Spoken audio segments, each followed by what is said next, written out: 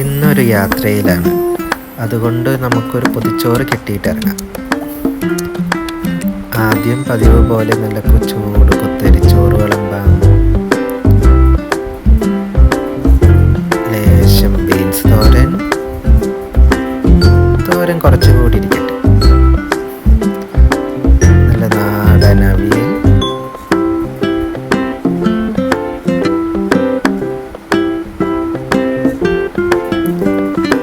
കുറച്ച്